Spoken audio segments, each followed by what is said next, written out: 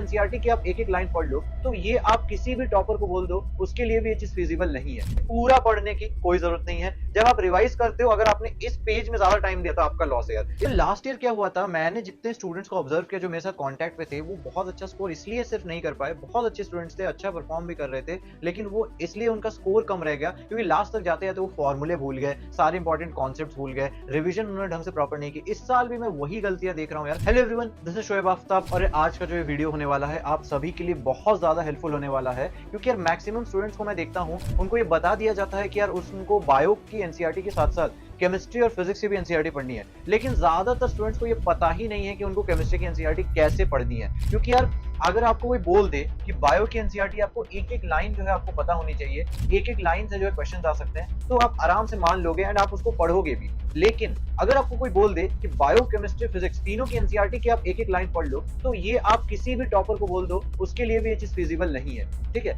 And यार वो उतना ज्यादा इंपॉर्टेंट भी नहीं है, तो फालतू के क्यों आप जो है अपनी टाइम और एनर्जी वेस्ट करो उस पे। वो टाइम आप जो है अपने वीक सब्जेक्ट पे, आप क्वेश्चन प्रैक्टिस पे, न्यूमेरिकल सॉल्व करने पे लगा सकते हो। इसीलिए यार आज का वीडियो बिना टाइम वेस्ट शुरू करते हैं, how to read NCERT for chemistry, ठीक है। तो सर नीट 2025 के लिए कैसे पढ़ना है मैं एक बार आपको फटाफट बता देता हूं। सबसे पहले स्टार्टिंग आप करोगे, सो देखो बेसिक तो दो अप्रोचेस रहेंगे। पहला अप्रोच तो यही है यार कि आप जो है बिफोर आपका जो है स्टार्ट हो कोचिंग के अंदर, वो चैप्टर स्टार्ट होने से पहले खुद से एनसीईआरटी पढ़ लो, या फिर आपके कोचिंग में वो चैप्टर पूरा कंप्लीट हो जाए उसके बाद जो है आप अपनी पढ़ाई शुरू कर रहे हो। तो अगर आप जो है पहला अप्रोच फॉलो कर रहे हो तो फिर आपको किस तरीके से पढ़ना है, और दूसरा अप्रोच थोड़ा थोड़ा वेरिएशन रहेगा, बताते जाऊंगा। जैसे अगर मैं सबसे पहला चैप्टर ले लूं, some basic chemistry 11th class का ये चैप्टर है। यहाँ पर पहले तो आपको यार बहुत सारा जो है फालतू की चीजें यहाँ पे दी हुई होती है। मोस्टली अगर आप कोई भी चैप्टर उठा लोगे, पहले एक दो पेज में काफी सारा कंटेंट जो है वो रेलिवेंट नहीं है, फालतू नहीं बोल रहा मैं, but exam point of view से बिल्कुल भी रेलिवेंट नहीं, ठीक है। यहाँ पे बोलेगा science can be viewed as continuing human effort to सिस्टमैटाइज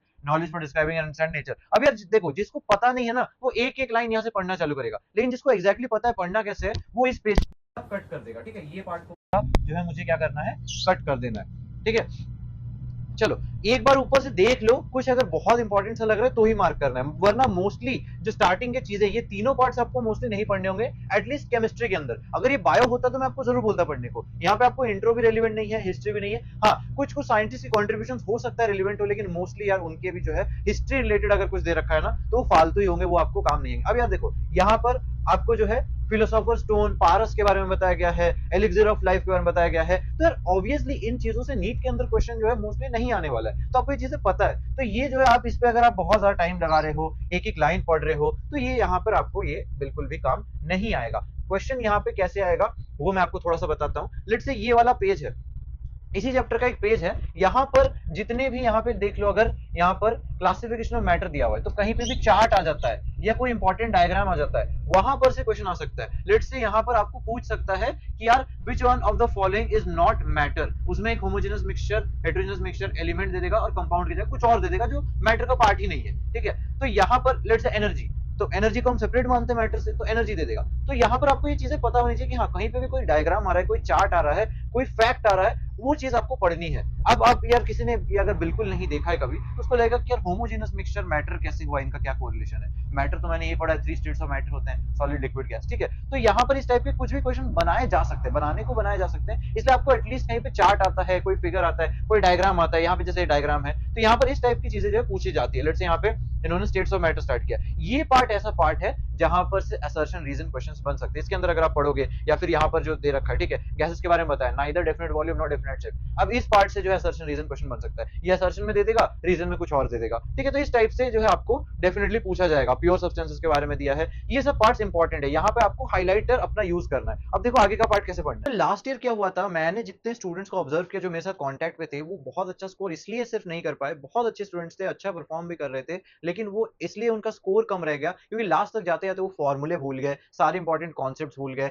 revision उन्होंने ढंग से प्रॉपर नहीं की। इस साल भी मैं वही गलतियां देख रहा हूं यार। ज्यादातर स्टूडेंट जो अभी कम स्कोर कर रहे हैं, जिनका स्कोर अटका हुआ है यार 400, 450, 350, इसमें ही अटका हुआ है, वो 650 वाला मार्क जो है क्रॉस हो ही नहीं पा रहा है, उस तक उसके आसपास भी नहीं जाया जा रहा है। क्यों? क्योंकि इंपॉर्टेंट फॉर्मूले, इंपॉर्टेंट कॉन्सेप्ट, इंपॉर्टेंट चीजें जो एकदम फिंगर टिप्स पे होनी चाहिए, वो तो किसी को याद ही नहीं है। तो उसके लिए अगर आप देखोगे, मेरे पास यहाँ पर एक बहुत अमेजिंग रिसोर्स है। यहाँ पर मेरे पास इतने अमेजिंग से फ्लैश कार्ड्स है, ये आपको केमिस्ट्री, फिजिक्स, बायो तीनों सब्जेक्ट्स के लिए जो अवेलेबल है। मैं एक बार आपको इसके फीचर्स दिखाता हूँ। अब यार क्योंकि मेरा वीडियो केमिस्ट्री पे है तो एक बार मैं आपको केमिस्ट्री वाली दिखा देता हूँ। बायो और फिजिक्स की तो मैं ऑलरेडी बहुत सारे वीडियोस में दिखा चुका हूँ। तो देखो यार बहुत अमेजिंग से ऐसे फ्लैश कार्ड्स होते हैं यहाँ पर। तो यहाँ पर देखो मैंने अपनी स्क्रीन पे भी ओपन कर रखा है ताकि मैं आपको ढंग से दिखा सकूं।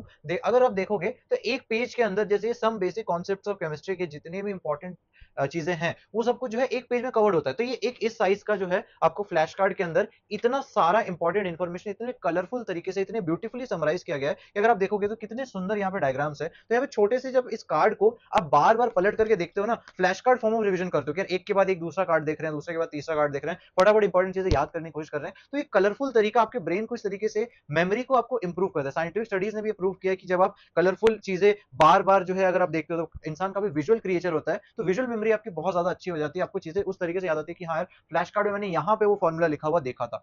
ठीक है, तो यहाँ पे बहुत अच्छा तरीका है रिवीजन का। इस तरीके से यहाँ पे इनके जो है सिर्फ ये छोटे छोटे कार्ड्स नहीं यार, बड़े वाले भी इनके पास बुकलेट हैं। यहाँ पर आपके कुछ बड़े बुकलेट और फ्लैश कार्ड्स भी आते हैं। जैसे अगर आप देखोगे तो मेरे पास ऑर्गेनिक केमिस्ट्री की बुकलेट आती है यहाँ पे। तो यहाँ पर ऑर्गेनिक केमिस्ट्री के जितने भी इंपॉर्टेंट रेलिवेंट फॉर्मूले हो गए, कॉन्सेप्ट्स हो गए, ये सब यहाँ पर जो है दिखाए हुए हैं। ये सब यहाँ पर जो है दिए हुए हैं। समराइज से नीम रिएक्शन हो गए, इंपॉर्टेंट चीजें हो गई, सब कुछ दी हुई है। बड़े फ्लैश कार्ड्स यहाँ पे अगर आप बायो के देखोगे तो बायो के यहाँ पे एक पेज के अंदर ह्यूमन हेल्थ एंड डिजीज की इंपॉर्टेंट चीजें दी हुई है। बायोडाइवर्सिटी कंजर्वेशन आपको एक दो पेज के अंदर दिया हुआ है, म्यूटेशन के बारे में बताया गया। तो काफी अमेजिंग है यार, तीनों सब्जेक्ट के लिए अवेलेबल है। साथ ही कुछ बड़े फ्लैश कार्ड्स भी आते हैं। तो यार बिल्कुल टाइम वेस्ट मत करो। यहाँ पर मैंने अपनी स्क्रीन पे भी जो है इसको दिखा दिया है। टाइम वेस्ट मत करो, नीचे मैं लिंक दे रहा हूँ, अभी जाकर के डिस्क्रिप्शन पे जाओ, लिंक को क्लिक करो और अभी जाकर के बाय करो। सर अब हम आगे बढ़ते हैं हमारे वीडियो टॉपिक पे। देखो यार मैंने यहाँ पे आपको बेसिक बेसिक बता दिया है। अब देखो बेसिकली आपको पढ़ना क्या है, बाकी सब चीजें नहीं पढ़नी है, यही जो चीजें मैंने लिखी यही पढ़ना है। देखो क्या पढ़ना है, अगर कहीं पे भी फिजिकल प्रॉपर्टी आ जाए, कोई ऑर्डर दे दिया, कोई लेस देन इक्वल टू, या कोई टेबल बना हुआ है जिसमें आपको जो है एलिमेंट्स के विथ नंबर लिखे हुए हैं कि हाँ इतना होता है इस एलिमेंट का, इतना होता है सोडियम का, इतना होता है पोटेशियम का, बहुत सारे टेबल्स में आपको दिखेगा। लेट्स से मेल्टिंग पॉइंट है तो यहाँ पर सोडियम का दे रखा है, पोटेशियम का दे रखा है, कैल्शियम का दे रखा है, एक पूरा टेबल बना हुआ है। आप उसको ऑर्डर में कन्वर्ट कर लो, आप उसको खुद से ही जो है लेस देन ग्रेटर देन बना के एक जो है लाइन के अंदर लिख लो, उसको पढ़ लो। अगर वहां कोई एक्सेप्शन है तो उस चीज को नोट कर लो कि यार यूजुअली आपने देखा है ना कि डाउन द ग्रुप एक ट्रेंड होता है, या फिर अक्रॉस ए पीरियड एक ट्रेंड होता है कि बढ़ते जाता है या फिर कम होता जाता है। जो भी ट्रेंड है, अगर ट्रेंड में कोई एक्सेप्शन है, लेट्स से कि यहाँ पर लेट्स से पोटेशियम के बाद जो है सोडियम आना चाहिए था लेकिन सोडियम उसके पहले आ गया, तो कोई अगर एक्सेप्शन आता है तो उस चीज को नोट डाउन करो। तो यहाँ पर फिजिकल प्रॉपर्टी आए, कोई ऑर्डर आए, कोई की पॉइंट आए, वो चीजें पढ़नी है। पहला बहुत इंपॉर्टेंट। दूसरा बहुत इंपॉर्टेंट है जितने भी इन टेक्स्ट क्वेश्चन है। अब यार देखो यहाँ पर मैंने एक एग्जांपल के लिए ले रखा है, वही सेम चैप्टर है हमारा, मूल कॉन्सेप्ट वाला चैप्टर है। इन टेक्स्ट क्वेश्चन दे रखे हैं यहाँ पे। अब यार ये जो दो इन टेक्स्ट क्वेश्चन है ना, एग्जैक्ट इस टाइप के इन टेक्स्ट क्वेश्चन से एग्जैक्ट क्वेश्चन नीट में आ रखा है विथ, और वहां पर ऐसा हो रखा है कि आंसर में जो है एकदम लास्ट के डेसिमल पॉइंट तक भी उन्होंने चेंज किया है, ताकि आप जो है एकदम मेहनत करके लास्ट डेसिमल पॉइंट तक कैलकुलेट करो और निकालो, फिर आंसर मार्क करो। ठीक है, इस हद तक किया गया है। इसी वजह से अगर आपने ये प्रॉब्लम सॉल्व कर रखे ना तो आपको बहुत ज्यादा नो डाउट फायदा होने वाला है। तो इन टेक्स्ट क्वेश्चन जितने भी है जो सॉल्व एग्जांपल्स है वो पक्का करने ही करने। ऐसे पिंक कलर के बॉक्सेस में 11th वाली एनसीईआरटी में आपको मिलता है, 12th वाली एनसीईआरटी में भी एक बार देख लेना क्योंकि उसमें भी इन टेक्स्ट क्वेश्चन है, बट वो कलर ऑफ बॉक्स थोड़ा सा अलग होगा। ठीक है, चलो नेक्स्ट पार्ट पे आता हूं। आपके हाइलाइट्स, आपके शॉर्ट नोट्स, जो मैंने अभी यहां पर आपको दिखाया था कि लेट्स से ये वाला पार्ट है, मुझे पता है कि ये डायग्राम मुझे थोड़ा इंपॉर्टेंट लग रहा है, तो या मुझे पता है ये चार्ट इंपॉर्टेंट लग रहा है, तो मैंने इसको हाईलाइट कर दिया, मैंने इसको मार्क कर दिया, या मैंने इसको शॉर्ट नोट में कहीं और लिख दिया। तो इस टाइप की चीज अगर आप कर रहे हो तो आपके हाईलाइट, आपके शॉर्ट नोट जो आपको पढ़ने हैं। ठीक है, तो ये तीसरी चीज है जो आपको पढ़ना है, जो आपको प्रैक्टिस करना है। ठीक है, देन आता है एनसीईआरटी के एक्सरसाइजेस। अब यार एनसीईआरटी के जो लास्ट में जो बैक एक्सरसाइज होते हैं, जैसे मैंने यहाँ पे सेम चैप्टर का बैक एक्सरसाइज का यहाँ पे स्क्रीनशॉट डाला हुआ है, तो आपको ये बैक एक्सरसाइजेस भी करने हैं यार। ठीक है, बहुत स्टूडेंट्स इसको छोड़ देते हैं, बट इसको छोड़ना मत। एनसीईआरटी के अंदर का कंटेंट पे हम रिस्क लेंगे ही नहीं, हमें वो कंप्लीट करके ही जाना है। तो यहाँ पर आप जो है इसको डेफिनेटली कंप्लीट करो। ठीक है, उसके बाद और क्या करना है, देखो ये हो गया। ठीक है, देन आता है एनसीईआरटी का एग्जाम्पलर। अब लेट्स से एग्जाम्पलर के अंदर आपको जितने भी क्वेश्चंस मिले, उसमें जितने भी थोड़े टफ टाइप के क्वेश्चंस होंगे, कुछ ऐसे ही क्वेश्चंस होंगे जो इनफैक्ट जेईई मेंस लेवल तक के होंगे। लेकिन यार आपको घबराना नहीं है, आपको अपना काम करना है, आपको क्वेश्चन सॉल्व करके जो है उसका जो है आपको उसको सीख लेना है। ठीक है, उसको प्रैक्टिस कर लेना है। एंड उसके बाद एक बहुत बहुत बहुत इंपॉर्टेंट पार्ट आता है यार, जो कि है आपका समरी। मैक्सिमम स्टूडेंट्स क्या करते हैं, समरी को छोड़ देते हैं। ये हर सब्जेक्ट में वैलिड है यार, फिजिक्स में भी स्टूडेंट्स इसको छोड़ देते हैं, आपका केमिस्ट्री हो गया इसमें छोड़ देते हैं, बायो तक में जो है समरी को छोड़ देते हैं, क्योंकि समरी तो उनको लगता है क्या ये अंदर की चीजों का रिपीटेशन है, बट ऐसा नहीं है यार। कई बार वो जो है समरी के अंदर से भी जो है क्वेश्चन पूछ लेते हैं। ठीक है, इसके अलावा कुछ और चीजें मैं आपको दिखाता हूँ, जैसे कि यार एक 12th के चैप्टर का एग्जांपल लेते हैं, बहुत आपको थोड़ा और समझाता हूं मैं। देखो यार, 12th का चैप्टर है कोऑर्डिनेशन कंपाउंड्स। अब कोऑर्डिनेशन कंपाउंड्स के अंदर की एनसीईआरटी कैसे पढ़नी है, सेम अप्रोच लिया। पहला और दूसरा पैराग्राफ मैंने जैसा कि 3 पॉइंट बताए थे, हिस्ट्री होगा, इंट्रो होगा, साइंटिस्ट के बारे में स्टोरीज होंगे। एग्जैक्टली सेम देखो, थोड़ा बहुत हिस्ट्री दे रखा है कि यार कॉम्प्लेक्स कंपाउंड होता है, क्लोरोफिल होता है, बायोलॉजिकल सिस्टम के बारे में बता दिया कि यहाँ यहाँ ऑलरेडी पाया जाता है, थोड़ा इंट्रो दे दिया आपको। फिर आ गया हिस्ट्री, वो भी साइंटिस्ट का, कि किसने सबसे पहले बताया था कि किस तरीके से कोऑर्डिनेशन कंपाउंड को किस तरीके से डिस्कवर किया था, किस तरीके से उसकी स्ट्रक्चर दी गई, बहुत ज्यादा साइंटिस्ट के बारे में आपको बताया जाएगा।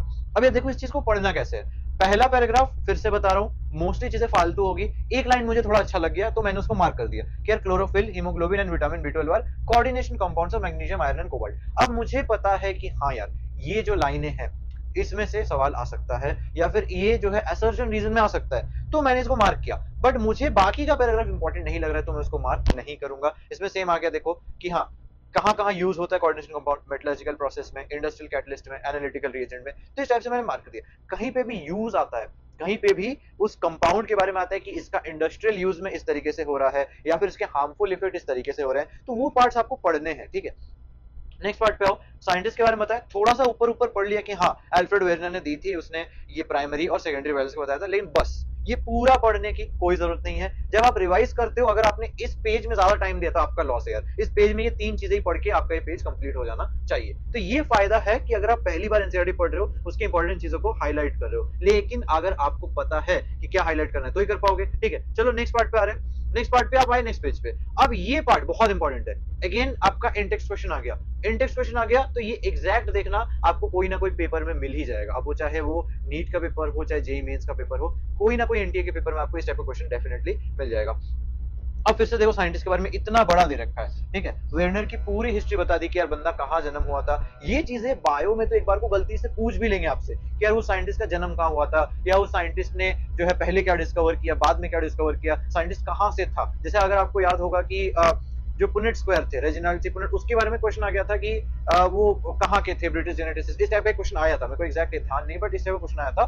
तो वहां पर बायो में एक बार को फिर भी पॉसिबल है, बट केमिस्ट्री में यार वो एग्जैक्टली साइंटिस्ट के बचपन के बारे में क्वेश्चन पूछे या कहाँ से वो बिलोंग करता है, ये डेफिनेटली पॉसिबल नहीं है, ठीक है। तो यहाँ पर एटलीस्ट पढ़ लो इस चीज को कि हाँ क्या दे रखा है। उसमें अगर कुछ बहुत ज्यादा इंपॉर्टेंट लगता है, बहुत कोई ऐसा कॉन्ट्रीब्यूशन है जो इस चैप्टर से रेलिवेंट है, तो पढ़ो, वरना कोई जरूरत नहीं है, ठीक है। ओके, इसके बाद आ जाओ, क्या डबल सॉल्ट के बारे में, कॉम्प्लेक्स के बारे में डिफरेंस बता रखा है। तो ये पार्ट जो है आपने मार्क कर दिया कि हाँ कुछ ऐसे कंपाउंड्स है जो अगर आपको कोई बोल देगा कि यार क्या कार्नेलाइट, क्या मोहर सॉल्ट, ये सब कॉम्प्लेक्स वाले हैं, तो आप कहोगे कि यार नहीं है। क्यों क्यों नहीं है? क्योंकि इसके आयंस जो है डिसॉल्व हो जाते हैं, मतलब वाटर में डिसॉल्व होने के बाद सिंपल आयन में टूट जाते हैं। लेकिन ये कॉम्प्लेक्स आयंस जो है नहीं टूटते हैं, जो फेरोसाइनाइड, फेरिसाइनाइड वाले हैं ये नहीं टूटते हैं। तो ये चीजें जो है, ये आपको पूरा पैराग्राफ बता रहा है, अपनी इंपॉर्टेंट पॉइंट मार्क कर दिया, बस ये पेज मेरा खत्म। एक एग्जाम्पल किया, एक पॉइंट नोट किया, मेरा पेज खत्म। इस तरीके से अगर आप चैप्टर को पढ़ोगे ना, तो एक एक पेज आपके यार 2-3 मिनट से ज्यादा नहीं लगेंगे, तो आप एक चैप्टर की एनसीईआरटी बहुत फास्ट घुमा करके कंप्लीट कर सकते हो। चलो कुछ कुछ और चीजें देखो। ये पूरा मैंने एक डेफिनेशन वाला पार्ट काट दिया, क्योंकि यार डेफिनेशन से एग्जैक्टली तो आएगा नहीं, आपको पता होना चाहिए उसका क्या मतलब है। ये अगर एआर में भी आ गया तो आप इजीली कर लोगे, क्योंकि अगर आपको पता है कि वो क्या होता है तो आपको इतना डिटेल में ढंग से पढ़ने की कोई जरूरत नहीं है। तो ये पूरा पार्ट जो है मैंने कट कर दिया है। तो आपको इस तरीके से कट करना होगा, चीजें को काटो आप, ठीक है, कि यार हाँ ये नहीं करूंगा, यार ये नहीं कर सकता, मैं टाइम नहीं है मेरे पास इतना, ठीक है। चलो, लेकिन एक चीज मैंने और बोली थी, कहीं पे भी कोई यूज आता है, कोई इंपॉर्टेंस आता है, एप्लीकेशन आता है, वो पार्ट पढ़ना है यार। तो ये पूरा पैराग्राफ थोड़ा सा इंपॉर्टेंट है कि कहाँ पे यूज है, कौन से एनालिसिस में यूज होता है, हार्डनेस ऑफ वाटर रिमूव करने में क्या यूज होता है। हो सकता है आप एक मैच द फॉलोइंग बना दे कि इसका ये यूज है, इसका ये यूज है, इसका ये यूज है, ठीक है। फिर देखो एक्सट्रैक्शन प्रोसेस में कौन सा यूज होता है। फिर यहाँ पर अगर आपने देखा होगा थोड़ा सा कि जो नेचुरल प्रोसेसेस में क्या यूज होता है, फिर कीलेशन में कौन सा यूज होता है। तो इस टाइप की जो है पॉइजनिंग वॉइजनिंग में भी यहाँ पे दिया हुआ था, ठीक है। तो यार मैं यहाँ पे क्या बोलना चाह रहा हूँ कि कहीं पे भी यूज आता है, कहीं पे भी कोई टेबल आता है, कोई चार्ट आता है, या फिर कोई फैक्ट आता है, कोई फिगर आता है, उस चीज को करना इंपॉर्टेंट है, ठीक है। चलो, इसके अलावा मैंने फिर से वही चीज लिख दी है, कहीं पे भी टेबल्स आ जाए, चार्ट्स आ जाए, या डायग्राम्स आ जाए। लेट्स सी ये डायग्राम है, ये डायग्राम भी इंपॉर्टेंट है यार, क्योंकि इस पे भी बेस पे क्वेश्चन आ सकता है ना, कि यार 1 वॉल्यूम ये आपको क्वेश्चन के फॉर्मेट में कन्वर्ट करके आपको जो है दे देगा। तो इस टाइप से मैं ये बोलना चाह रहा हूँ कि यहाँ पर डायग्राम्स की इंपॉर्टेंस है यार, चार्ट्स की इंपॉर्टेंस है, टेबल्स की इंपॉर्टेंस है। अब फालतू का टेक्स्ट पढ़ के आपको ज्यादा फायदा नहीं होने वाला है, ठीक है। जैसे यहाँ पर एक टेबल दे रखा है कि यार कार्बन के डिफरेंट आइसोटोप्स की रिलेटिव अबंडेंस दे रखी है, एटॉमिक मास दे रखा है। ये भी इंपॉर्टेंट है यार। यहाँ पर अगर आपको एग्जैक्ट फिगर नहीं भी याद होता है कोई दिक्कत नहीं है, आपको एटलीस्ट पता होना चाहिए कि यार जो 12C वाला है वो ऑलमोस्ट 98% मतलब मैक्सिमम वही है, थोड़ा बहुत 1% के आसपास 13C वाला है, और जो 14C वाला है वो तो एकदम ही नेग्लिजिबल है, वो एकदम है ही नहीं मान के चलो। फिर यहाँ पर आपको एटॉमिक मास पता होना चाहिए कि हाँ 12, 13, 14। अब यार ये मैं ये नहीं एक्सपेक्ट कर रहा हूँ कि आप ये लास्ट के 5वें डेसिमल प्लेस तक इसको याद रखोगे, नहीं याद रख पाओगे, ऑब्वियसली कोई नहीं याद रख सकता, लेकिन आपको पता होना चाहिए कि यार ये 12, 13, 14 होता है। अब आप कहोगे कि यार ये तो वैसे भी पता है, ये तो मैं एटॉमिक नंबर मास नंबर से निकाल लूंगा, वो ठीक है कोई बात नहीं है, बट कभी कभी ना जब ऐसे चार्ट के फॉर्म में या कभी ऐसे डायरेक्टली क्वेश्चन आ जाता है ना, तो इंसान का दिमाग काम करना बंद कर देता है। लेकिन अगर आपने यही चीज एनसीईआरटी में देख रखा है, पढ़ रखा है, तो अलग से कॉन्फिडेंस आता है कि हाँ यार ये तो मैं देखा हुआ, ये तो मेरे से गलत नहीं हो रहा। ठीक है, यहाँ पर देखो पैकिंग के बारे में दिया हुआ है, तो ये जो लैटिस स्ट्रक्चर है कि यार किसके अराउंड कितना सराउंडिंग है, मतलब यहाँ पे दे रखा है ना कि 1 sodium ion surrounded by 6 chloride ion and vice versa. तो ये आप वैसे तो पढ़ते हो इसको ढंग से सॉलिड स्टेट वगैरह में, बट पॉइंट यहाँ पर ये है कि ये चीज यहाँ पे दे रखी है, एंड अगर आपने ये पार्ट पढ़ रखा है तो बहुत अच्छा। अब यार इसके बहुत सारे इंप्लीकेशन भी होते हैं। अगर आपने ये पार्ट ढंग से पढ़ रखा है तो लेट्स से सॉलिड स्टेट का वो वाला पार्ट कट हो गया या न्यू सिलेबस से रिमूव हो गया, लेकिन यहाँ पे तो दे रखा था। एग्जाम में जब क्वेश्चन आएगा आप बोलोगे कि यार सर ये तो सॉलिड स्टेट से आया हुआ है, मेरा तो वो चैप्टर तो कट हो गया था न्यू सिलेबस में। मैं एक एग्जाम्पल दे रहा हूँ, हो सकता है कि ऐसा ना हो सकता है एकदम चीजें परफेक्ट चीजें तरीके से आए, बट कभी कभी क्या होता है ना, एक चैप्टर की चीजें दूसरे चैप्टर में भी दे रखी होती है, कुछ स्टूडेंट्स उसको स्किप कर देते हैं, टीचर्स भी उसको स्किप कर देते हैं कि यार ये तो चलो बाद में पढ़ेंगे। एनसीईआरटी में ऐसा मत करना। एनसीईआरटी में जो चीज जहां दे रखी है, कोई डायग्राम दे रखा है, कोई चार्ट, कोई फैक्ट दे रखा है, उसको वही करना पड़ेगा। ठीक है यार, होपफुली आपको एक आइडिया लगा होगा, होपफुली मैंने आपको समझा दिया कि आपको एनसीईआरटी कैसे तरीके से पढ़नी है। बेसिक यार मैं इस वीडियो से आपको ये सिखाना चाह रहा हूँ, फालतू की चीजें मत करो, जो इंपॉर्टेंट है वही करो, चीजों को काटो, एलिमिनेट करो, काम की चीजें रखो एंड वही बार बार रिवाइज करते रहो। सो यार होपफुली आपको अच्छा लगा होगा, लाइक कर देना वीडियो को, फ्रेंड्स के साथ शेयर करना, चैनल को मैक्सिमम स्टूडेंट ने सब्सक्राइब नहीं कर रखा है सब्सक्राइब कर देना।